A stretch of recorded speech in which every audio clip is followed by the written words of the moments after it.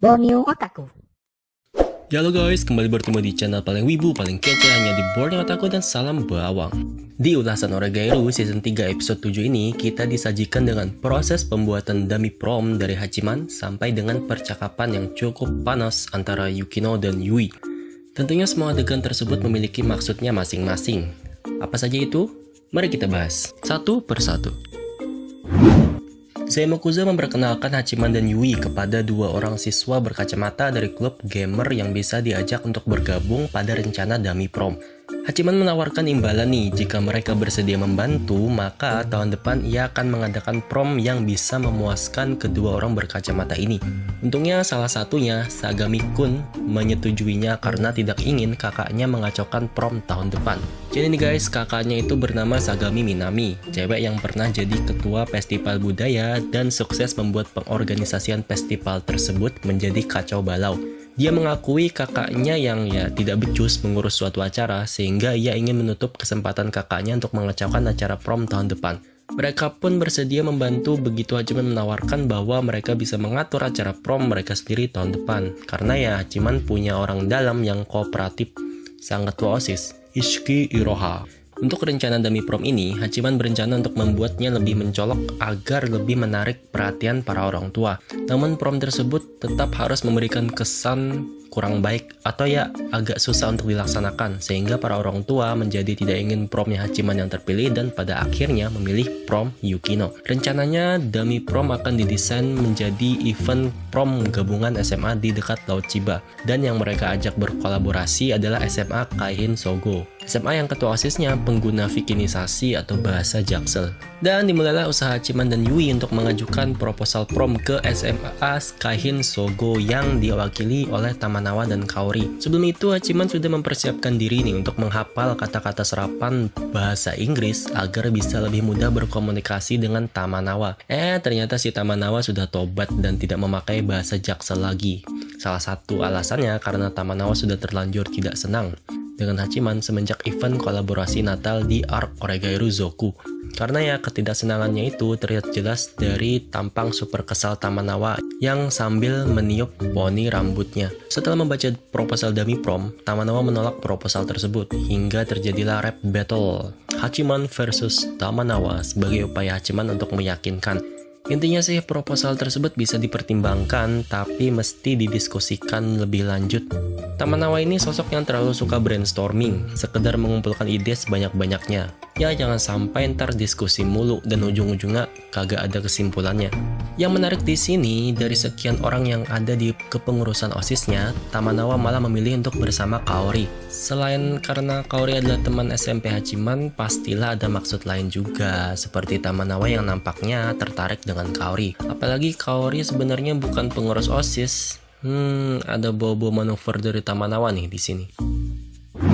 Kembali lagi ke rapat diskusi dummy prom. Hari pun berubah menjadi senja. Hachiman berencana menemui Hayama yang sepertinya sudah mulai senggang dari kegiatan latihan ekskul sepak bola. Untuk mengadakan event prom yang menyaingi OSIS, mereka perlu menggandeng nama perkumpulan yang cukup memiliki pengaruh dan nama besar di sekolah supaya memberi kesan bahwa dummy prom ini benar-benar proposal yang serius. Karena pastinya mereka tidak bisa mengatasnamakan OSIS, jadi Hachiman berencana minta tolong ke Hayama yang merupakan ketua komite kapten untuk bekerja sama mempromosikan dummy prom tersebut. Dengan memakai nama komite kapten, diharapkan perkumpulan orang tua bisa melihat keseriusan dari proposal dummy ini.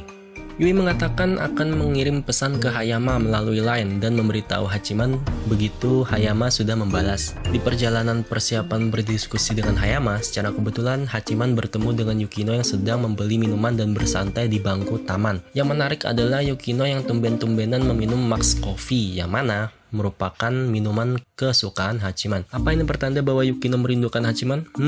Apalagi dia yang malu-malu saat Hachiman memergokinya membeli minuman tersebut. Karena kelihatannya Hayama masih sibuk, Hachiman memutuskan untuk menunggu dulu. Dan hanya dari kontak mata saja, Yukino memahami itu dan menggeser tubuhnya sehingga Hachiman bisa duduk di sebelahnya. Terjadi percakapan hangat di antara mereka berdua yang rasanya sudah sekian lama semenjak season 3 berlangsung. Suasananya malah kayak kedua orang yang sudah lama tak berjumpa. Yukino memberikan Max kopinya kepada Hachiman. Sebagai balasan, Hachiman kembali membelikan Max kopi untuk Yukino, dan mereka pun meminum minuman yang sama. Sebuah simbolis kalau ya silakan interpretasikan sendiri. Mereka duduk berduaan dalam keheningan. Sampai akhirnya keheningan tersebut terdistraksi begitu Hachiman mendapatkan miss call dari Yui yang tak lama kemudian muncul di antara mereka berdua. Yukino yang menyadari keberadaan Yui pun menyapanya terlebih dahulu. Sebelum menyapa balik, diperlihatkan Yui yang tersenyum begitu mirisnya. Sebenarnya nih ya tidak perlu di miss call juga sih kalau sudah berada sedekat itu. Apalagi Yui posisinya sebenarnya kan sudah di sana, tapi dia memilih melakukan miss call ke handphone Hachiman daripada langsung menghampiri Hachiman sambil menyapa. Yui memberitahu Hachiman bahwa Hayama bersedia meluangkan waktu untuk berbicara. Begitu Hachiman mau pergi menemui Hayama, Yukino pun beranjak untuk kembali ke ruang OSIS, tapi malah ditahan sama Yui. Yui merasa kalau Yukino ini sedang menghindari dirinya, karena ya Yukino seolah ingin membiarkan Yui lebih banyak menghabiskan waktu dengan Hachiman. Yukino agak terkejut begitu Yui bilang bahwa ia membantu Hachiman, tapi tentu saja Yukino berusaha legowo, karena memang itulah kondisi yang ia tahu akan ia hadapi. Hachiman terlihat agak merasa bersalah karena malah bukan dirinya langsung yang memberitahu Yukino.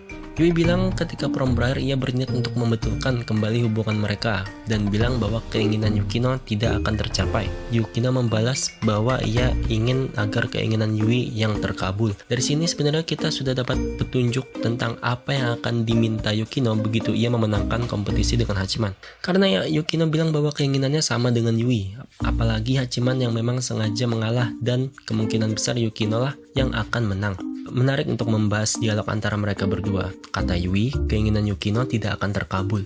Dalam perspektif Yui, keinginan Yukino akan mengakhiri hubungan kodependensi antara mereka bertiga, membuat hubungan mereka bertiga menjadi menjauh, hingga membiarkan Hachiman bersama Yui. Kata Yukino, kuharap keinginan Yui yang terkabul. Dalam perspektif Yukino, Yui ingin memiliki Hachiman dan tetap bersahabat baik dengan Yukino. Kata Yui, memangnya kamu mengerti keinginanku? Yukino menjawab, mungkin keinginanku sama denganmu. Dalam perspektif Yukino, mereka sama-sama mengacu pada perasaan mereka yang ingin memiliki Hachiman. Dalam perspektif Yui, hal yang sama itu mengacu pada hubungan persahabatan di antara mereka bertiga, para anggota klub relawan. Karena itulah Yui nampak tidak mempermasalahkan begitu mendengarnya, karena merasa Yukino sama-sama ingin menjaga hubungan persahabatan mereka bertiga. Tapi ujung-ujungnya ini masalah interpretasi masing-masing karakter yang bisa berbeda.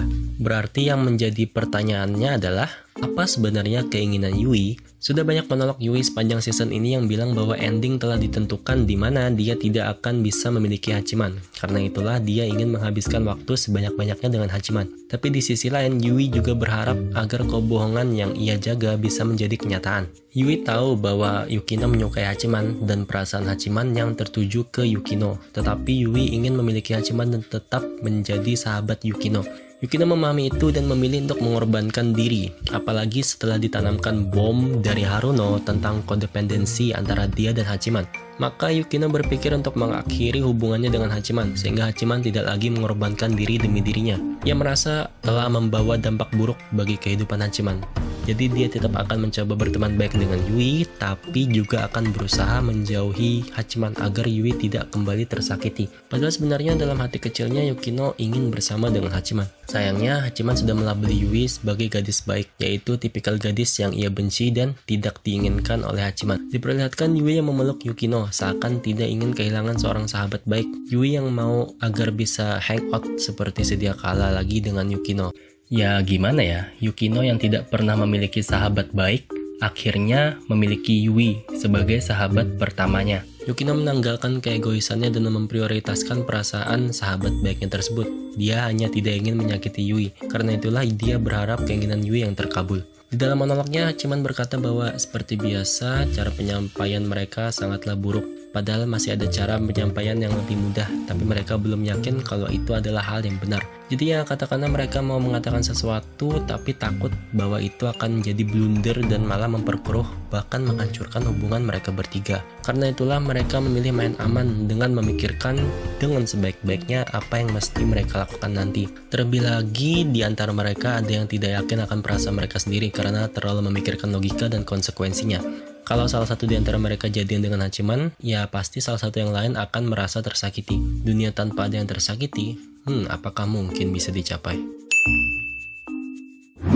Di preview episode berikutnya diperlihatkan Yui, Ebina, dan Miura yang berada di Laut Chiba. Lalu Hachiman yang berkonfrontasi dengan Hayama, sampai Hachiman dan Yui yang menemui Haruno. Kira-kira apa yang akan terjadi di episode 8? Mari kita bahas minggu depan. Tetap pantengin channel Boring Otaku dan sampai jumpa di video yang selanjutnya. Goodbye.